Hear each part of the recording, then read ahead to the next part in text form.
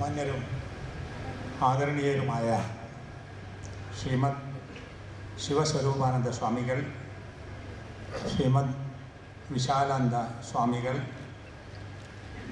ഇവിടെ സംസാരിച്ച ഡോക്ടർ സക്കറിയാസ് മാർ അപ്രേം, ഇവിടെ സംസാരിക്കാൻ പോകുന്ന ശ്രീമാൻ കുമ്മരം രാജശേഖരൻ, ബ്രഹ്മചാരി വിശ്വംഭരൻ, ഈ യോഗം ഉദ്ഘാടനം ചെയ്ത് നമ്മെ ആശംസിച്ച് പോയിട്ടുള്ള ബഹുമാന്യനായ ആഭ്യന്തരമന്ത്രി ശ്രീ രമേശ് ചെന്നിത്തല, ഈ സമ്മേളനത്തിൽ പങ്കെടുക്കുന്ന സ്നേഹനിധികളായ സഹോദരി സഹോദരന്മാരെ, ഈ സമ്മേളനത്തിൽ പങ്കെടുക്കുമ്പോൾ ആദ്യമായി ഒരു പ്രാർത്ഥനയോടുകൂടി ആരംഭിക്കുകയാണ്. ലോക സൃഷ്ടാവും നിയന്താവുമായ ദൈവത്തിൻ്റെ കരുണാകടാക്ഷങ്ങൾ, അനുഗ്രഹങ്ങൾ നമ്മിലെല്ലാവരിലും വർഷിക്കുമാറാകട്ടെ.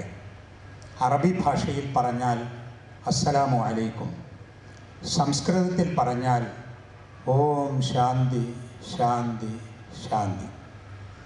ഈ സമ്മേളനത്തിൽ പങ്കെടുക്കുമ്പോൾ എനിക്ക് വലിയ സന്തോഷമുണ്ട്. ഇത് ഒരു സർവമത സമ്മേളനമാണ്, 92ാമത് സമ്മേളനം. 1924 നമ്മുടെ രാജ്യത്തിൻ്റെ പരിഷ്കർത്താവും വിപ്ലവകാരിയും നവോത്ഥാന നായകനുമായ ശ്രീ നാരായണ ഗുരു അവർകൾ സ്ഥാപിച്ചതാണിത്. അന്ന് ആ സമ്മേളനത്തിൽ ഇസ്ലാമിനെ സംബന്ധിച്ച് സംസാരിച്ചത് മറ്റൊരു പരിഷ്കർത്താവും നവോത്ഥാന നായകനുമായിരുന്ന വക്കം മൗലവിയുടെ നിർദ്ദേശപ്രകാരം മഹാനായ EK മൗലവി സാഹിബായിരുന്നു. വക്കം മൗലവി സാഹിബും ശ്രീ നാരായണ ഗുരുവും സുഹൃത്തുക്കളായിരുന്നു. അതുകൊണ്ടായിരിക്കാം വക്കം മൗലവി സ്ഥാപിച്ച ഒരു സ്ഥാപനമായിരുന്നു തിരുവിതാംകൂർ മുസ്ലിം ധർമ്മ പരിപാലന സംഘം.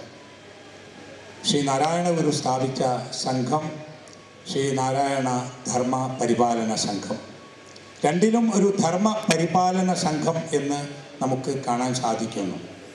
ഇവിടെ ഏതാണ്ട് 15 വർഷങ്ങൾക്ക് മുമ്പ് ഇതുപോലൊരു സമ്മേളനത്തിൽ പങ്കെടുക്കാൻ എന്നെ ക്ഷണിച്ചിരുന്നു. അന്ന് ഇതുപോലെ മുസ്ലിം, ക്രൈസ്തവ, ഹൈന്ദവ പണ്ഡിതന്മാർ ഈ സ്റ്റേജിലുണ്ടായിരുന്നു. അതിങ്ങനെ നോക്കുമ്പോൾ മുമ്പിൽ എഴുതി വെച്ച ഒരു ബാനർ ഉണ്ടായിരുന്നു, വാദിക്കാനും ജയിക്കാനുമല്ല, അറിയാനും അറിയിക്കാനുമാണ് എന്ന്. സാധാരണ ബാനർ വെക്കുക ഒരു ഫോട്ടോയിലൊക്കെ വരാൻ വേണ്ടി ഇവിടെയാണല്ലോ. അന്ന് ആ ബാനർ ഇങ്ങനെ മുമ്പിലാണ് കണ്ടത്. ഇങ്ങനെ നിൽക്കുമ്പോൾ മുമ്പിൽ വാദിക്കാനും ജയിക്കാനുമല്ല, ഇവിടെ ഉണ്ടോ? പക്ഷേ ഒരു മെച്ചമുണ്ട്.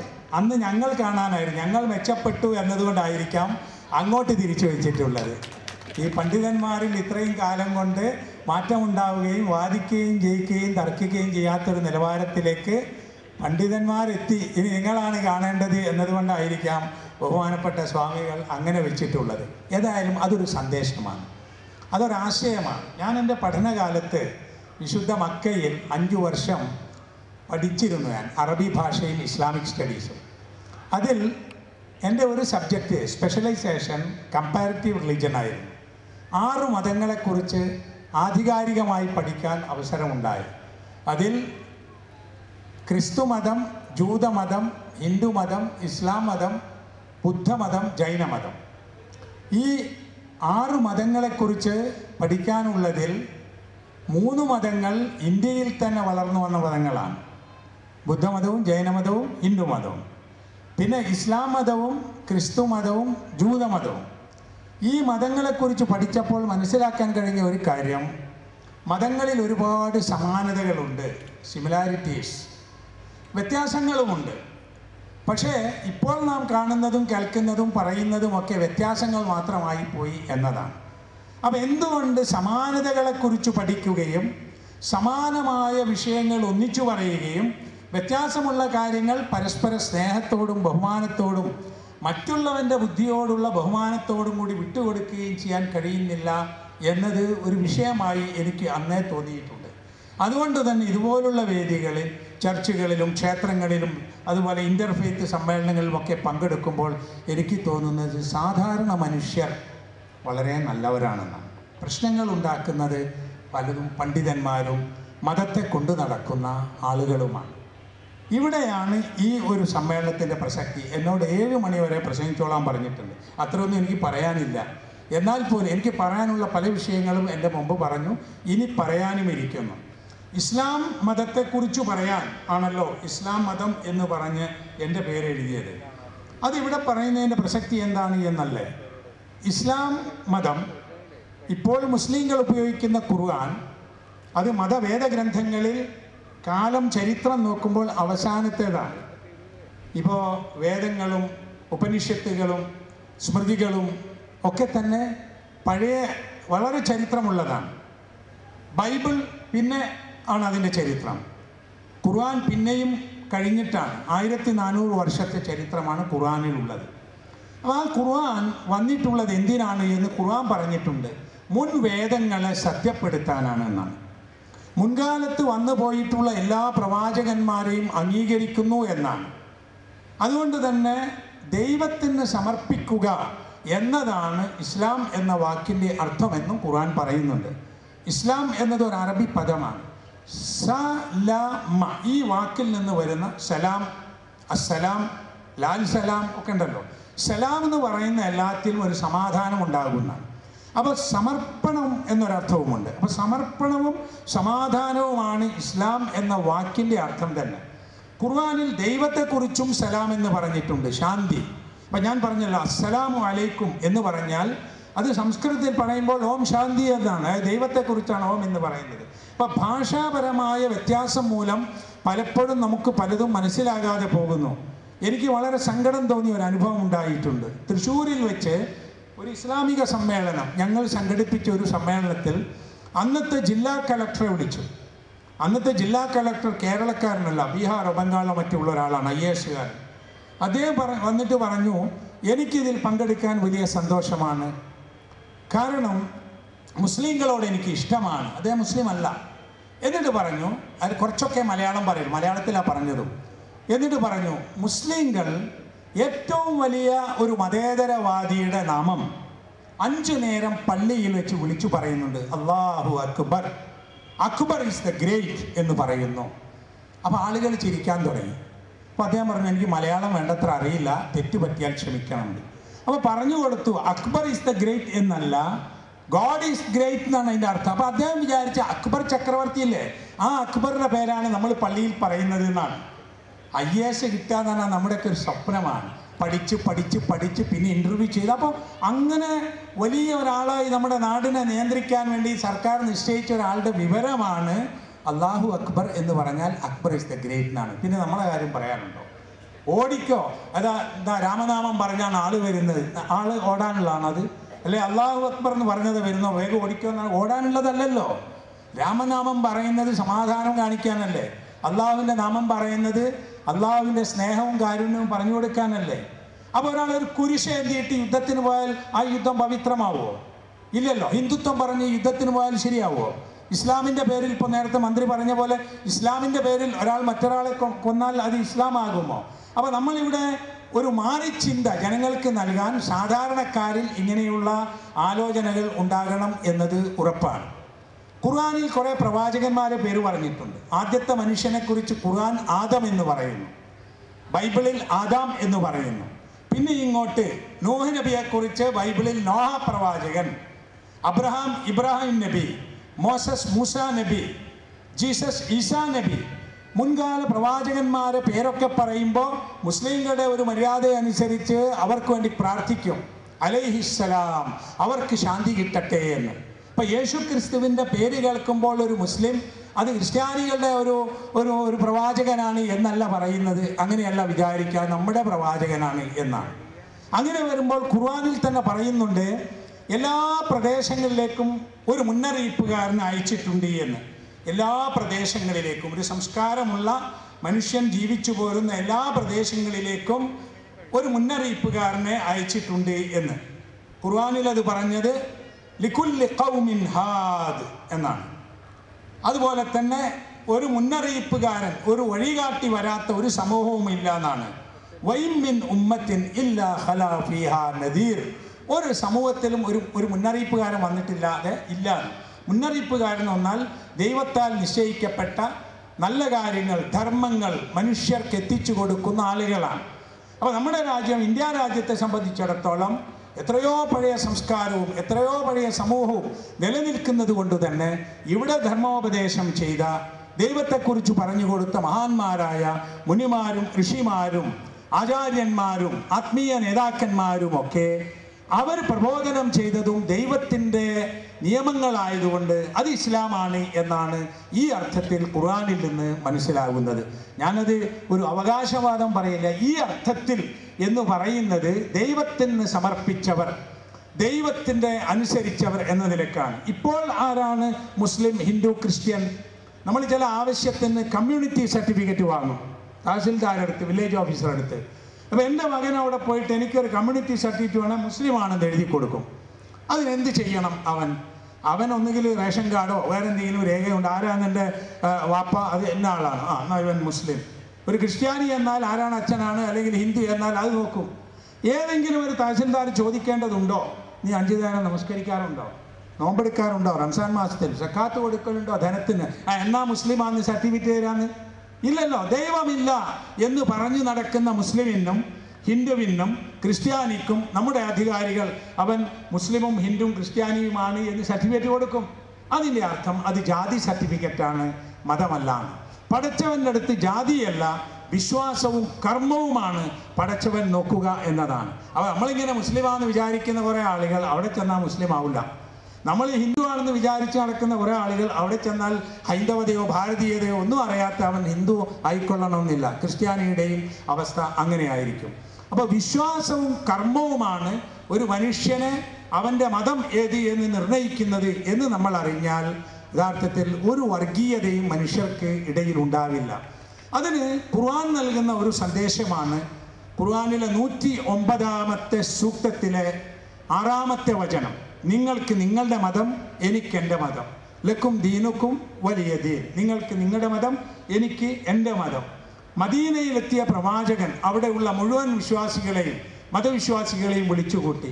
അന്ന് അവിടെ ക്രിസ്ത്യാനികളുണ്ടായിരുന്നു, അന്ന് അവിടെ വിഗ്രഹാരാധകരുണ്ടായിരുന്നു, അന്ന് കുറച്ച് മുസ്ലിങ്ങളും ഉണ്ടായിരുന്നു. ഈ മതത്തിലൊന്നും വിശ്വാസമില്ലാത്ത ചില ഗോത്രവർഗങ്ങളും ഉണ്ടായിരുന്നു. അവരോട് പറഞ്ഞു, നമ്മൾ ഒരു സമൂഹമാണ്, നമ്മൾ ഈ രാജ്യത്തിനെ ഒന്നിച്ച് സംരക്ഷിക്കണം, പുറത്തു നിന്നുള്ള അക്രമങ്ങളെ നമ്മൾ ഒന്നിച്ച് നേരിടണം. എന്നിട്ട് ഇവിടെ ഓരോ മതവിശ്വാസിക്കും അവരുടെ വിശ്വാസം അനുസരിച്ച് ജീവിക്കുവാനുള്ള സ്വാതന്ത്ര്യമുണ്ടാകണം. അതാണ് മദീന ഡിക്ലറേഷൻ എന്ന് പറയുന്നത്. പക്ഷെ അതൊക്കെ മുസ്ലിങ്ങൾ തന്നെ മറന്നുപോയാലോ? എനിക്ക് തോന്നിയത് 2 കാരണങ്ങളാണ് മതവിശ്വാസികൾക്കിടയിൽ പ്രശ്നമുണ്ടായത്. ഒന്ന്, ദൈവത്തിൻ്റെ പേരിൽ ചൂഷണം തുടങ്ങി. നേരത്തെ ഗുരുദേവൻ്റെ ആശയങ്ങളെക്കുറിച്ച് പറഞ്ഞപ്പോൾ ആഭ്യന്തരമന്ത്രി പറഞ്ഞു, ഗുരുദേവൻ്റെ ഏറ്റവും വലിയ ആദർശം ചൂഷണം പാടില്ല എന്നതാണ്. ചൂഷണം പാടില്ല, അതിൽ തർക്കമൊന്നുമില്ല, എല്ലാവർക്കും ഒരഭിപ്രായം, ചൂഷണം പാടില്ല. പക്ഷേ ചൂഷണത്തിൽ വെച്ച് ഏറ്റവും വലിയ ചൂഷണം ഏതാ? അത് ദൈവത്തിൻ്റെ പേരിൽ നടക്കുന്ന ചൂഷണമാണ്. ദൈവത്തിൻ്റെ പേരിൽ ചൂഷണം നടത്തുന്നത് ആരാണ്? ചൂഷണത്തിന് വിധേയരാകുന്നത് ആരാണ്? ചൂഷണം നടത്തുന്നത് ദിവ്യന്മാരാണ്, പുരോഹിതന്മാരാണ്. ദൈവത്തിലേക്ക് അടുത്തവരാകുന്നു എന്ന് സ്വയം പ്രചരിപ്പിക്കുന്ന ആത്മീയ നേതാക്കളാണ്. അവർ ജനങ്ങളോട് പണം ചോദിക്കുന്നു, ദ്രവ്യങ്ങൾ ആവശ്യപ്പെടുന്നു, കാണിക്ക വസ്തുക്കൾ ചോദിക്കുന്നു, ഓരോ പ്രാർത്ഥനയ്ക്കും പണം ചോദിക്കുന്നു. ഈ ദിവ്യന്മാർ ഇതിന് വർഗീയതല്ല കേട്ടോ. മുസ്ലിങ്ങളിലുണ്ട്, ഹിന്ദുക്കളിലുണ്ട്, ക്രിസ്ത്യാനി. ഈ മോശത്തരത്തിൽ വർഗീയത ഉണ്ടാവില്ല. എന്നാൽ കള്ള് ഷാപ്പിലൊരു വർഗീയതയില്ലല്ലോ, അല്ലേ? എല്ലാവരും കൂടി ഇരുന്ന് കള്ളു കുടിക്കുന്നു. സ്ത്രീപീഡന കേസുകളിൽ വർഗീയതയില്ല, മുച്ചൂട്ടുകളി കേന്ദ്രങ്ങളിൽ വർഗീയതയില്ല. നമ്മളൊക്കെ സഹോദരന്മാരാണ്. ഈ സഹോദരി അവിടെ അല്ല വേണ്ടത്. നല്ല കാര്യങ്ങളിൽ സൗഹാർദ്ദം വേണ്ടേ? നല്ല കാര്യങ്ങളിൽ കൂടിയിരിക്കാൻ കഴിയണ്ടേ? അതുപോലെ തന്നെയാണ് നിങ്ങൾ നോക്കൂ, ദൈവത്തിൻ്റെ പേര് പറഞ്ഞ് പണം വാങ്ങുന്ന ആളുകൾ, ചൂഷണം നടത്തുന്ന ആളുകൾ, അവർ ദിവ്യന്മാരായി അറിയപ്പെടുന്നു. അവർ ദിവ്യന്മാരല്ല എന്ന് പറയണ്ട. കാരണം ദൈവത്തിന് പണം ആവശ്യമില്ല, ദൈവത്തിന് പണം ആവശ്യമില്ല. ഈ ലോകം മുഴുവനും ദൈവത്തിൻ്റെതാണ്. നിങ്ങൾ നോക്കൂ, എത്ര ആളുകളാണ് വന്ന് പറയുന്നത് നിങ്ങളൊക്കെ പാപികളാണ്.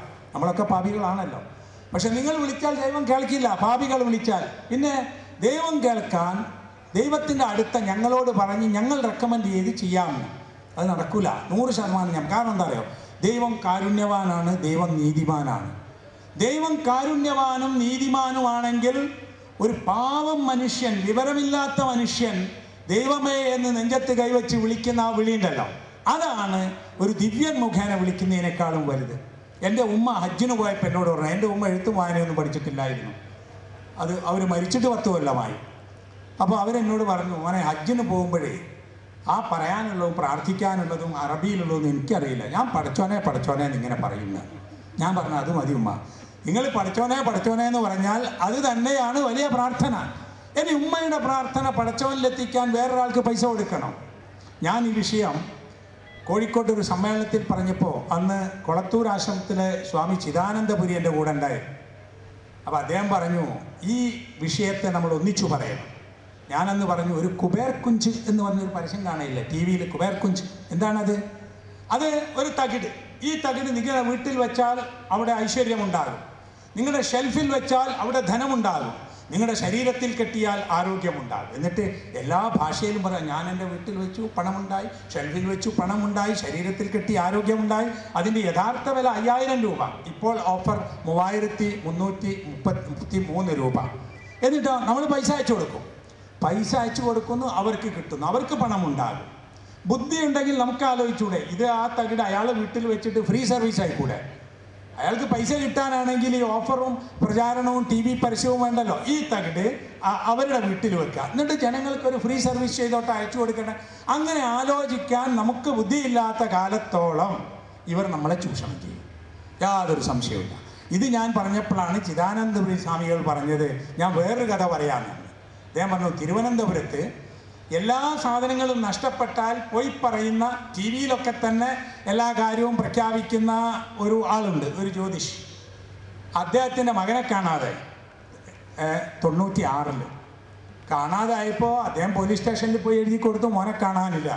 അപ്പോൾ ആളുകൾ ചെന്ന് പറഞ്ഞു, അല്ല ഞങ്ങളെ സാധനങ്ങൾ കാണാതെ ഇപ്പോൾ ഇവിടെ വന്നാ പറയല്, ഇപ്പം നിങ്ങളെ മകനെ കാണാതെ ആയപ്പോൾ നിങ്ങൾ പോലീസ് സ്റ്റേഷൻ, എന്നാൽ ഞങ്ങൾക്കും അങ്ങനെ പറഞ്ഞാൽ പോരാദ്യം അല്ലേ? അപ്പം എന്നിട്ട് ചിദാനന്ദപുരി പറഞ്ഞു, ഇത് നമ്മൾ പറയണം, മതത്തിൻ്റെയും ദൈവത്തിൻ്റെയും അള്ളാഹുവിൻ്റെയും ഈശ്വരൻ്റെയും കർത്താവിൻ്റെയും പേരിലൊന്നും ആരെയും ചൂഷണം ചെയ്ത് പണം ഉണ്ടാക്കേണ്ടതില്ല.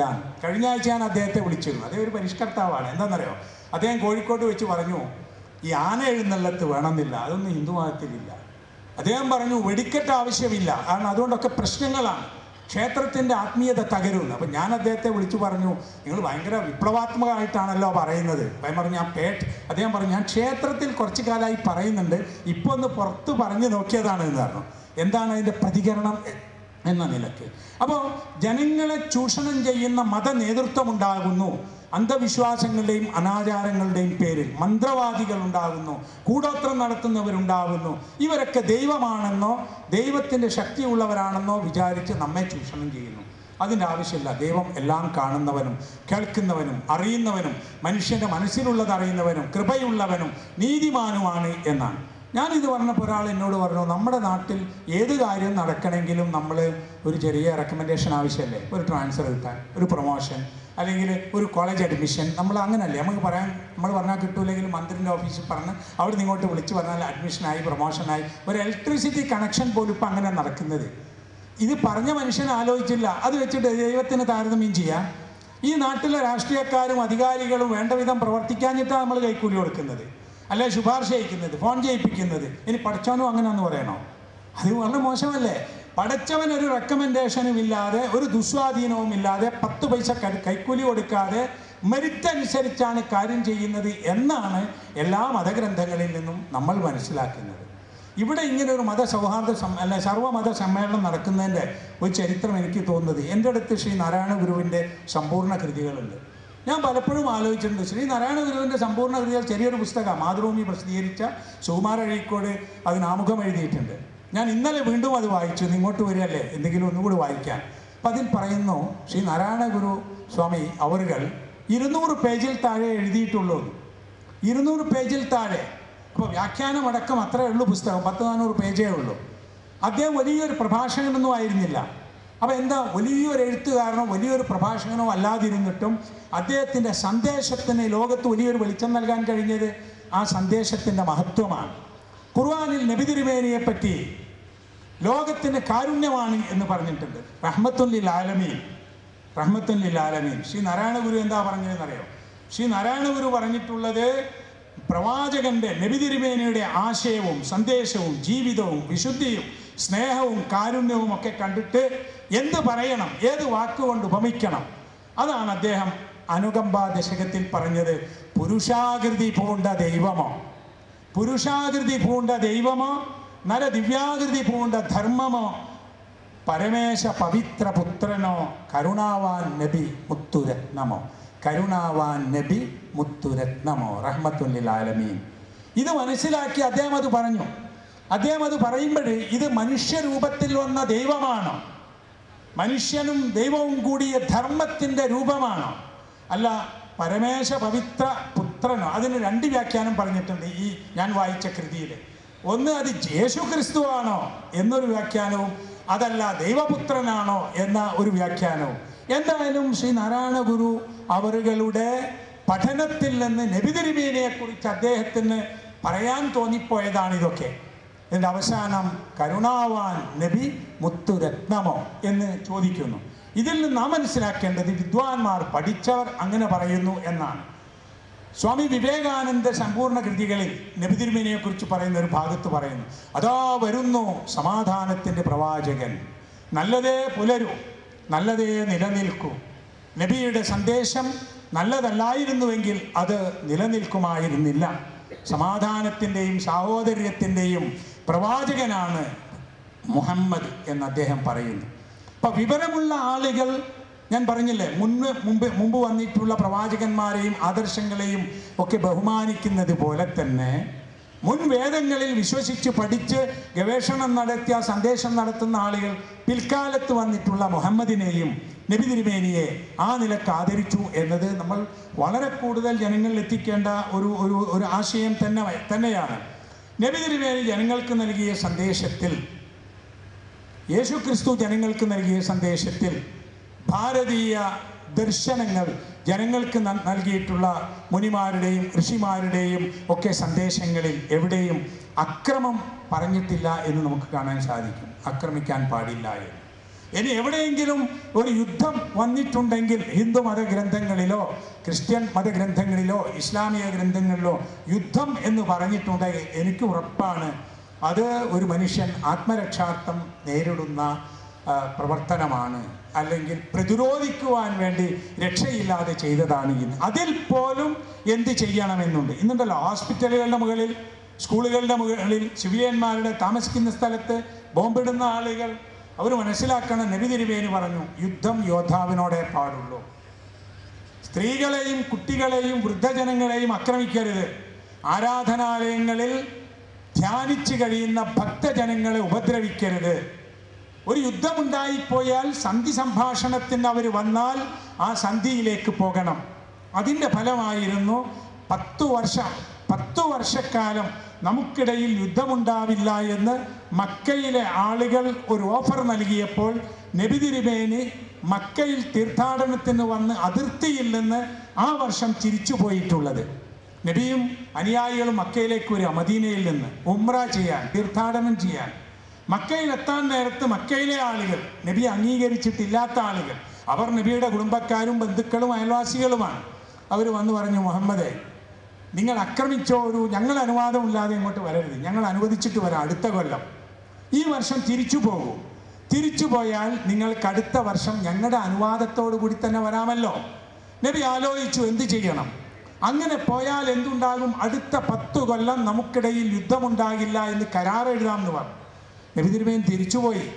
ആളുകൾ, സഹാബിമാർ, കൂടെയുള്ളവർ തിരിച്ചുപോയി. ഇതിപ്പോൾ ഞാൻ ഓർക്കുമ്പോൾ ഒരു കാര്യവും കൂടി എനിക്ക് തോന്നുകയാണ്. ഹിന്ദുക്കളും മുസ്ലിങ്ങളും ക്രിസ്ത്യാനികളും എന്ന വ്യത്യസ്ത മതങ്ങൾ മാത്രമല്ല, ഈ ഓരോന്നിനുമുള്ള വിഭാഗങ്ങളും ഉപവിഭാഗങ്ങളും ഉണ്ട്. മുസ്ലിങ്ങളിൽ ഒരുപാട് വിഭാഗങ്ങൾ, ഹിന്ദുക്കളിൽ പല സംഘങ്ങൾ, ക്രിസ്ത്യാനികളിൽ പല സഭകൾ. ഇവർ തമ്മിൽ കലഹങ്ങളുണ്ട്. ഇവർ തമ്മിൽ കലഹങ്ങളും പ്രശ്നങ്ങളും. എനിക്കറിയാം, ഒരിക്കൽ ഒരു സ്ഥലത്ത് ഒരു സമ്മേളനത്തിന് വേണ്ടി പെർമിഷൻ വാങ്ങി പോലീസിൽ നിന്ന്. പോലീസ് പറഞ്ഞു, നിങ്ങൾ നടത്തിക്കോളൂ, കുഴപ്പമൊന്നും ഉണ്ടാവില്ലല്ലോ, നമ്മളറിയുന്ന ആളുകളാകുമ്പോൾ അങ്ങനെയാണ്, അതിൽ എഴുതി തരലൊന്നുമില്ല, ആയിക്കോട്ടെ നമ്മൾ നടത്താമെന്ന് വെച്ചു. വൈകുന്നേരം ആകുമ്പോഴേക്കാണ് അവിടെ തന്നെ വേറെയുണ്ട് ഒരു കൂട്ടർ മൈക്കും കാര്യമൊക്കെ ആയിട്ട് വരുന്നത്. എന്താ അത്? ഞങ്ങളോടും പറഞ്ഞിട്ടുണ്ട് ഇവിടെ നടത്തിക്കോളാൻ. അപ്പോൾ CI പറഞ്ഞു, ഞാനത് ഓർത്തില്ല, ഏതായാലും നിങ്ങളൊരു കാര്യം ചെയ്യും, ഒരു കൂട്ടർക്ക് നാളെ നടത്തിയാൽ പോരെ. അപ്പോൾ 2 കൂട്ടന്മാർ പറ്റില്ല, ഞങ്ങൾ ആദ്യം പറഞ്ഞു, ഞങ്ങളുടെ പ്രസ്റ്റീജ് ഇഷ്യൂ പ്രസ്റ്റീജ് വിഷയം മതത്തിൻ്റെ പേരിൽ. അപ്പം പിന്നെ ഇദ്ദേഹം പറഞ്ഞു നോക്കി, എന്നാൽ ഒരു കാര്യം ചെയ്യാം, നിങ്ങൾ 4 മണി മുതൽ 6 മണി വരെ നടത്തിക്കോ, ഇവർ 6 മുതൽ 8 മണി വരെ, അങ്ങനെ പറ്റുമോ? 2 കൂട്ടരും സമ്മതിക്കില്ല. അവസാനം പറഞ്ഞു, എന്നാൽ ഒരു കൂട്ടർ അങ്ങാടിയുടെ അങ്ങേ അറ്റത്തും ഒരു കൂട്ടർ ഇങ്ങേ അറ്റത്തും നടത്തിയാൽ പോരെ. അതും പറ്റൂല. അവസാനം പോലീസ് പറഞ്ഞു, എന്നാൽ ആരും നടത്തണ്ട. അപ്പോൾ 2 കൂട്ടർക്കും സമാധാനം, ആരും നടത്തണ്ട. എന്താ ധർമ്മോപദേശം? ആരും നടത്തണ്ട. പള്ളി പൂട്ടാണ് കലഹം കൊണ്ട്, എന്നാൽ പൂട്ടിക്കോളി എന്നാണ് പറയുന്നത്. അങ്ങനെയല്ലല്ലോ. ഇത് പഠിപ്പിക്കുന്നത് എന്താണെന്നറിയോ? 10 വർഷക്കാലം നമുക്കിടയിൽ കലഹമുണ്ടാവില്ല എന്ന ഒരു ഓഫറിൻ്റെ പേരിൽ മക്ക നോക്കിയാൽ കാണുന്ന അതിർത്തിയിൽ വെച്ച് തിരിച്ചു പോകാൻ നബി തിരുമേനി. അതാണ് വിട്ടുവീഴ്ച. ആ വിട്ടുവീഴ്ചയ്ക്ക് സാധിക്കാത്ത കാലത്തോളം മതങ്ങൾക്കിടയിലോ ഒരേ മതത്തിലെ ഉപവിഭാഗങ്ങൾക്കിടയിലോ ഒരു സമാധാനവും ഒരു സ്വൈരവും ഉണ്ടാവില്ല എന്ന് നമ്മൾ അറിയണം. മനുഷ്യനാണ് പ്രധാനം. ഖുർആനിൽ മനുഷ്യനെക്കുറിച്ചൊരു വാക്കുണ്ട്, ബനു ആദം. ബനു ആദം എന്ന് പറഞ്ഞാൽ ആദമിൻ്റെ മക്കൾ എന്നാണ്. ഒരു വാക്ക് ഖുർആനിൽ ഇൻസാൻ എന്ന് പറഞ്ഞിട്ടുണ്ട്, നാസ് എന്ന് പറഞ്ഞിട്ടുണ്ട്. മനുഷ്യർ എന്നതിന് ബനു ആദം. വലക്കത് കർറംനാ ബനി ആദം, ആദമിൻ്റെ മക്കളെ നാം ആദരിച്ചിരിക്കുന്നു. ഇസ്ലാമിക വിശ്വാസപ്രകാരം ആദമിൻ്റെ മക്കൾ എന്ന് പറഞ്ഞാൽ ഈ ലോകത്തെ എല്ലാ മനുഷ്യരും എന്നാണ്. ആദ്യത്തെ മനുഷ്യൻ്റെ, അത് എന്ത് പേര് പറഞ്ഞാലും പുറകോട്ട് പോയി ഒരു മനുഷ്യനുണ്ടല്ലോ, ആ മനുഷ്യൻ്റെ മക്കളാണ് മുഴുവൻ മനുഷ്യരും. അവരിൽ ആരൊക്കെ ഉണ്ടാവും? അവരിൽ ഇന്ത്യക്കാരുണ്ടാകും, അറേബ്യക്കാരുണ്ടാകും, മലയാളികളുണ്ടാകും, തമിഴരുണ്ടാകും, ഹിന്ദുക്കളുണ്ടാകും, ക്രിസ്ത്യാനികളുണ്ടാകും, മതവിശ്വാസം ഇല്ലാത്തവരുണ്ടാകും, മുസ്ലിങ്ങളുണ്ടാകും, അല്ലാത്തവരും. ഇവരെല്ലാവരും ആദമിൻ്റെ മക്കളെന്നാണ്. ആദമിൻ്റെ മക്കളെ അള്ളാഹു ആദരിച്ചു എന്നാണ്, ദൈവം ആദരിച്ചിരിക്കുന്നു. മനുഷ്യൻ എന്ന നിലക്കുള്ള ഒരാദരം പടച്ചവൻ ആദരിച്ചതാണ് ഈ മനുഷ്യനെ. അയാൾ ആരാവട്ടെ, അയാൾ വിശ്വാസിയാവട്ടെ, ദൈവനിഷേധിയാവട്ടെ, മതമില്ലാത്തവനാവട്ടെ, മുസ്ലിം ആവട്ടെ, ഹിന്ദു ആവട്ടെ, ക്രിസ്ത്യൻ ആവട്ടെ, ആരായാലും ശരി, മനുഷ്യൻ എന്ന നിലക്ക് അവനെ പടച്ചവൻ ആദരിച്ചിരിക്കുന്നു എന്നാണ്, അള്ളാഹു ആദരിച്ചിരിക്കുന്നു എന്നാണ്. അപ്പോൾ ദൈവം ആദരിച്ച ഒരാളെ നമ്മളെങ്ങനെ അനാദരിക്കുന്നത്? പാടില്ലല്ലോ. അത് പറയുമ്പോഴും ഒരു പ്രയാസം എന്താണെന്നറിയോ? ഞാൻ പറഞ്ഞു അള്ളാഹു ആദരിച്ചിരിക്കുന്നു, അവിടെയും ഉണ്ടൊരു പ്രശ്നം. അള്ളാഹു എന്ന് പറയുമ്പോൾ അറബി ഭാഷയിലുള്ളൊരു വാക്കാണ്. അത് മുസ്ലിങ്ങളുടെ ദൈവം എന്ന് ഒരു എൻസൈക്ലോപീഡിയയിൽ എഴുതിയിട്ടുണ്ട്. അള്ളാഹു മുസ്ലിങ്ങളുടെ ഗോഡ് ആണെന്നാണ്. അത് വിവരക്കേടാണ്. കാരണം എന്താണെന്നറിയാം, ഞാൻ ഈജിപ്തിലെ ക്രൈസ്തവ സഭ പുറത്തിറക്കിയിട്ടുള്ള അവിടുത്തെ ക്രിസ്ത്യൻ പള്ളിയിൽ ഉപയോഗിക്കുന്ന ബൈബിൾ വാങ്ങിയിട്ടുണ്ട്, അറബിയിൽ. അവർ അറബികളാണ്. ആ ബൈബിളിൻ്റെ പേര് അൽ കിതാബുൽ മുഖദ്ദസ് എന്ന വിശുദ്ധ പുസ്തകം എന്ന്. അതിൽ ഇപ്പോൾ യഹോവ പറയുന്നു, കർത്താവ് പറയുന്നു എന്നൊക്കെ പറയുന്നിടത്ത് അള്ളാഹു പറയുന്നു ഖാല അല്ലാഹ് എന്നാണുള്ളത്. ഞാൻ സൗദി അറേബ്യയിൽ വെച്ച് ഭാരതത്തിലെ മഹാഗ്രന്ഥങ്ങളുടെ ഒരു സംഗ്രഹം വാങ്ങി, അറബിയിൽ. മഹാഭാരതവും രാമായണവും പഞ്ചാന്തര കഥകളുമുള്ള അസാത്തീറുൽ ഹിന്ദ് എന്നാണ് അതിൻ്റെ പേര്, ഇന്ത്യൻ ഇതിഹാസങ്ങൾ. അത് അറബിയിലേക്ക് ട്രാൻസ്ലേറ്റ് ചെയ്തതാണ്. അതിൽ ഭഗവാൻ എന്നോ ഈശ്വരൻ എന്നോ ദൈവമെന്നോ ഉള്ളത് അള്ളാഹു എന്നാണ് അറബിയിൽ പറയാൻ കഴിയുള്ളൂ. കാരണം ആ ഭാഷ ഉപയോഗിക്കുന്ന ആളുകളുടെ പ്രയോഗമാണ്. അതുകൊണ്ടാണ് നമുക്ക് നമ്മുടെ ഈ ഭാഷാ വ്യത്യാസത്തിൻ്റെ പ്രയാസം കൊണ്ട് പലപ്പോഴും പറയുന്നത് മനസ്സിലാവാതിരിക്കുകയും ചിലരെങ്കിലും മനസ്സിലാക്കാതിരിക്കുകയും ചിലർ മനസ്സിലാകാതിരിക്കാൻ ശ്രമിക്കുകയും ഒക്കെ ചെയ്യുന്നത്. അപ്പം അറിയാനും അറിയിക്കുവാനുമുള്ള ഒരു ശ്രമം എന്ന നിലയിൽ നമുക്ക് അറിവിൻ്റെ ഒരു പ്രചാരണം ഉണ്ടാകുന്നത് അനിവാര്യമാണ്. ഏത് പുസ്തകവും ആർക്കും വായിക്കാം. ചിലർ പറഞ്ഞിട്ടുണ്ട് ചില വേദപുസ്തകങ്ങൾ ചിലരേ വായിക്കാൻ പാടുള്ളൂ എന്ന് നിയമമുണ്ടായിരുന്നു എന്ന്. എല്ലാവർക്കും വേദപുസ്തകം വായിക്കാൻ പാടില്ല. അതിന് ചില ആളുകൾ പറയും ഇതാണ് ദൈവം പറഞ്ഞത്, എന്നാൽ പിന്നെ അത് തന്നെ ആയിക്കോട്ടെ എന്ന് സാധാരണക്കാരൻ വിചാരിക്കുന്നു. അതൊന്ന് മാറിയിട്ട് വേദപുസ്തകങ്ങൾ സാർവത്രികമാവുക. ഇപ്പോൾ ഗീതയും ബൈബിളും ഖുർആനുമൊക്കെ എല്ലാവർക്കും വായിച്ചു പഠിക്കാവുന്ന ഒരവസ്ഥയിലേക്ക് എത്തിയാൽ കുറേ പ്രശ്നങ്ങൾ തീർക്കാൻ നമുക്ക് സാധിക്കും. ഇങ്ങനെ പറഞ്ഞാൽ ഇപ്പോൾ ശ്രീ നാരായണ ഗുരുവിൻ്റെ ഒരു ജാതി ഒരു ദൈവം ഒരു മതം എന്ന സന്ദേശത്തിൽ അദ്ദേഹത്തിൻ്റെ കാഴ്ചപ്പാട് ഇതൊന്നുമല്ല കേട്ടോ. അദ്ദേഹത്തിൻ്റെ കാഴ്ചപ്പാട് ഇതിനേക്കാൾ ഉയർന്നതാണ്. ഇപ്പോൾ ഞാനിവിടെ വന്നപ്പോൾ എന്നോട് ഇതിൻ്റെ ഒരു ഭാരവാഹി പറഞ്ഞു, ഗുരുദേവൻ ക്ഷേത്രങ്ങൾ ഉണ്ടാക്കിയിട്ടില്ല. അതിൻ്റെ അർത്ഥം എന്താ? ആ ക്ഷേത്രത്തിലാണ് ദൈവം എന്നൊരു വിശ്വാസമൊന്നും ശ്രീ നാരായണ ഗുരുവിന് ഉണ്ടായിരുന്നില്ല എന്നതാണ്. അപ്പം ജാതീയത മതമായി തീരുകയും ജാതീയത ഇവിടെ മനുഷ്യനെ ആക്രമിക്കുകയും കൊല്ലുകയും ഒക്കെ ചെയ്യുന്ന ചില പ്രദേശങ്ങൾ ഇപ്പോഴുമുണ്ട്. നമ്മുടെ നാട്ടിൽ ഈ പ്രവർത്തനങ്ങൾ കൊണ്ടൊക്കെ ഒരു മാറ്റം വന്നു എന്നതാണ്. നിറത്തിൻ്റെ പേരിൽ പ്രശ്നങ്ങളുണ്ട്, കറുത്തവനും വെളുത്തവനും.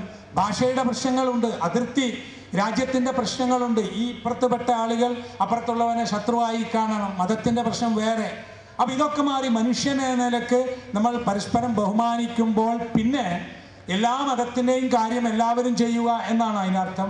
അതുമല്ലല്ലോ, അതല്ല. അപ്പം ഞാൻ ഒരു ഇസ്ലാമിക മതവിശ്വാസിയാണ്, ഞാൻ എന്തെല്ലാം വിശ്വസിക്കണം ചെയ്യണം എന്നെനിക്കറിയാം. ഇത് നിങ്ങളെല്ലാവരും ചെയ്താൽ മതസൗഹാർദ്ദമാകുമെന്ന് പറയാൻ പറ്റുമോ? ഇല്ലല്ലോ. അങ്ങനെയല്ല മതസൗഹാർദ്ദം. മുസ്ലിങ്ങൾ ഇസ്ലാമിൻ്റെ വിശ്വാസവും ആരാധനയും മനസ്സിലാക്കി ജീവിക്കുക, ക്രിസ്ത്യാനികൾ ആ മതത്തിൻ്റെ കാര്യങ്ങളൊക്കെ മനസ്സിലാക്കി ജീവിക്കുക, ഹിന്ദുക്കൾ അവർ മനസ്സിലാക്കുന്ന ആദർശങ്ങളും ആരാധനകളും അതുപോലുള്ള അനുഷ്ഠാനങ്ങളൊക്കെ അനുഷ്ഠിച്ച് ജീവിക്കുക. അറിയാൻ താല്പര്യമുള്ളവർക്ക് പറഞ്ഞു കൊടുക്കുക, അത് പ്രചരിപ്പിക്കേണ്ടവർക്ക് പ്രചരിപ്പിക്കാം. നമ്മുടെ ഭരണഘടന, നേരത്തെ മന്ത്രി പറഞ്ഞല്ലോ, നമുക്ക് സെക്യുലർ മതേതര ഭരണഘടനയുണ്ട്. ആ മതസ്വാതന്ത്ര്യം പോലും കണ്ടീഷനുണ്ട്. അതിന് നമുക്ക് മതം വിശ്വസിക്കാനും പ്രചരിപ്പിക്കുവാനും അതുപോലെ തന്നെ അനുഷ്ഠിക്കുവാനും സ്വാതന്ത്ര്യം നൽകിയിട്ടുള്ളത് അത് പൊതുജന ആരോഗ്യത്തിനും പൊതുസമാധാനത്തിനും തടസ്സമാവരുത് എന്ന കണ്ടീഷനിലാണ്. അപ്പം ഞാനിവിടെ മതം ആചരിച്ചാൽ ഈ നാട്ടിലെ ആളുകൾക്കൊക്കെ വിഷമമുണ്ടായാൽ എങ്ങനെയാണ്? രാത്രി 11 നേരക്ക് മൈക്കെടുത്ത് വെച്ചിട്ട് ഞാൻ എൻ്റെ ആരാധനാലയത്തിൽ ഖുർആൻ ഓതുകയാണ്, അല്ലെങ്കിൽ ഭജന പാടുകയാണ്, അല്ലെങ്കിൽ വേറെ വേദപുസ്തകം വായിക്കുകയാണെന്ന് പറഞ്ഞാൽ അത് മതമല്ല. അത് മതമല്ല എന്ന് ആര് പറയും എന്നതാ പ്രശ്നം. മതഘോഷയാത്രകൾ റോഡ് മുടക്കി മതഘോഷയാത്ര നടത്തിയാലേ മതവിശ്വാസം പൂർത്തിയാകൂ എന്ന് ബൈബിളിലും ഗീതയിലും ഖുർആനിലും ഇല്ല, യാതൊരു സംശയവുമില്ല.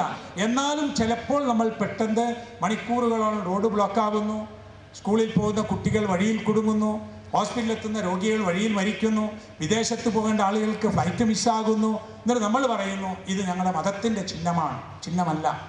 മതത്തിൽ മനുഷ്യരെ ഉപദ്രവിക്കാൻ പറഞ്ഞിട്ടില്ല. മാത്രമല്ല, വഴിയിലെ മാലിന്യങ്ങൾ നീക്കുക എന്നത് സത്യവിശ്വാസത്തിൻ്റെ ഏറ്റവും താഴെയുള്ള ഒരു പുണ്യകർമ്മമായി നബി തിരുമേനി പറഞ്ഞു. വഴിയിലെ മാലിന്യം നീക്കുക, വഴി തുറക്കുകയാണ് വേണ്ടത് എന്നല്ലാതെ വഴി അടക്കുകയല്ല. ആരാധനാലയങ്ങൾ കൊണ്ട് ആളുകൾക്ക് ബുദ്ധിമുട്ടുണ്ടായാൽ ആരാധനകളോട് ജനങ്ങൾക്ക് വിഷമം വരും. ഇപ്പം നമ്മളൊക്കെ ഉണ്ടല്ലോ, മതം നല്ലതാണ്, ദൈവം അങ്ങനെയാണെന്നൊക്കെ പറയുന്നത്. ഇത് നമ്മുടെ മക്കൾക്ക് ആ ബോധമുണ്ടോ എന്ന് ചോദിക്കണം. അവർ കേൾക്കുന്നത് പലപ്പോഴും ശല്യമാകുന്ന വാക്കുകൾ, അവർ അനുഭവിക്കുന്നത് മതകേന്ദ്രങ്ങളിൽ നിന്നും ആരാധനാലയങ്ങളിൽ നിന്നും അന്യർക്ക് ശല്യമുണ്ടാകുന്ന വിധത്തിലുള്ള കാര്യങ്ങൾ. ആരാധന എന്ന് പറഞ്ഞാൽ മനസ്സിൽ നിന്ന് ദൈവത്തോടുള്ള പ്രാർത്ഥനയാണ്. നബി തിരുമേനിയുടെ ഒരു യാത്രയിലുണ്ട്, ആളുകൾ ഉറക്കെ അല്ലാഹു അക്ബർ എന്ന് പറഞ്ഞ് നടക്കാൻ തുടങ്ങി. നബി പറഞ്ഞു, നിങ്ങൾ വിളിക്കുന്നത് ചെവി കേൾക്കാത്ത ഒരാളെയോ ഇവിടെ ഇല്ലാത്ത ഒരാളെയൊന്നുമല്ല, അള്ളാഹുവിനെ വിളിക്കുന്നത് ഇങ്ങനെ വിളിക്കേണ്ടതാണ്. പക്ഷെ നമ്മൾ ഈ നാട്ടിലെത്തുമ്പോൾ നമ്മൾ ശക്തിപ്രകടനമാണ് ഭക്തിയേക്കാൾ വലുത് എന്ന നിലയ്ക്ക് ഓരോരുത്തരും ഏറ്റവും കൂടുതൽ ശബ്ദം കിട്ടുന്ന മൈക്ക് വെച്ചിട്ടാണ് ഇത് പറയുന്നത്. അതിൻ്റെ ഒരു ബുദ്ധിമുട്ട് എത്രയാ അതിൻ്റെ ബുദ്ധിമുട്ടെന്ന് നമുക്ക് മനസ്സിലാക്കാൻ കഴിയുന്നില്ല. അപ്പോൾ ഇങ്ങനെയുള്ള ചിന്തകൾ, ചെറിയ ചെറിയ ചിന്തകൾ ഇവിടെ അവതരിപ്പിക്കുന്നത് നമുക്ക് തന്നെയും ഉപകാരപ്പെടും എന്ന നിലക്കാണ് ഇത് പറയുന്നത്. നേരത്തെ ബഹുമാനപ്പെട്ട ഡോക്ടർ സക്കറിയാസ് മാർ അപ്രം അദ്ദേഹം പറഞ്ഞ കാര്യങ്ങളിൽ ഇത് സൂചിപ്പിച്ചത് വളരെ വ്യക്തമാണ്. മനുഷ്യൻ്റെ നന്മ, വെളിച്ചം, വളർച്ച, ആത്മീയത അതില്ലാത്തൊരു മതത്തിന് ഒരു ആവശ്യവുമില്ല മനുഷ്യർക്ക് എന്നതാണ്. അങ്ങനെ എങ്ങാനും അടുത്ത തലമുറ വളർന്നാൽ എന്താകും? മൂല്യങ്ങളില്ല, ധർമ്മബോധമില്ല, ആത്മീയതയില്ല, വിശ്വാസമില്ല, എങ്ങനെയും ജീവിക്കാം എന്ന ഒരു തലമുറ നാം കൊണ്ടു നടക്കുന്ന മതത്തെ വെറുത്തും മടുത്തും പുതിയ തലമുറ ഉണ്ടായാൽ ഈ ലോകം നശിച്ചു പോവില്ലേ? അപ്പം ഈ ലോകം നിലനിൽക്കണമെങ്കിൽ മനുഷ്യന് ഉപകാരപ്പെടുന്ന മതജീവിതം ഉണ്ടാകണം, സൗഹാർദ്ദമുണ്ടാകണം, വിട്ടുവീഴ്ചയുണ്ടാകണം. ഓരോരുത്തരും അന്യൻ്റെ ബുദ്ധിയെ അംഗീകരിക്കുകയും അവർക്ക് ജീവിക്കാൻ സ്വാതന്ത്ര്യം നൽകുകയും വേണം എന്നതാണ് മതത്തിൻ്റെ ഒരു സത്തയായി എനിക്ക് കാണാൻ സാധിച്ചിട്ടുള്ളത്. ഏതായാലും ഇവിടെ ഇങ്ങനെ ഒരു പരിപാടി നടത്തുന്നത് എനിക്ക് വളരെ അസൗകര്യം. വഖഫ് ബോർഡിൻ്റെ ചെയർമാൻ എൻ്റെ ഓഫീസ് സന്ദർശിക്കുന്ന ഒരു ദിവസമാണിന്ന്. പക്ഷേ ഇത് അതിലും വലുതായി എനിക്ക് തോന്നുന്നത് കൊണ്ടാണ് ഞാൻ ഇന്ന് ഇങ്ങോട്ട് കോഴിക്കോട്ട് നിന്ന് വന്നിട്ടുള്ളത്. ഇത്തരത്തിലുള്ള ഒരു പരിപാടി എവിടെ നടക്കുന്നുവെങ്കിലും ഒരു ഇസ്ലാമിക പരിപാടി പോലും മാറ്റിവെച്ച് പങ്കെടുക്കുക എന്നത് ഞാൻ വലിയതായി കാണുന്ന ഒരു കാര്യമാണ്. ഇത് ശ്രീ നാരായണ ഗുരുവിൻ്റെ ഒരു സ്ഥാപനം എന്ന നിലയിലും എല്ലാ മതപണ്ഡിതന്മാരും പങ്കെടുക്കുന്നു എന്നതും എല്ലാവിധ ആളുകളും സഹോദരങ്ങൾ കേൾക്കുന്നു എന്നതും ഈ സന്തോഷം വർദ്ധിപ്പിക്കുന്നു. ഇതിന് എല്ലാവിധ ആശംസകളും നേർന്നുകൊണ്ട് ഞാൻ നിർത്തുന്നു. ജയ് ഹിന്ദ്. അസ്സലാമു അലൈക്കും. ഓം ശാന്തി.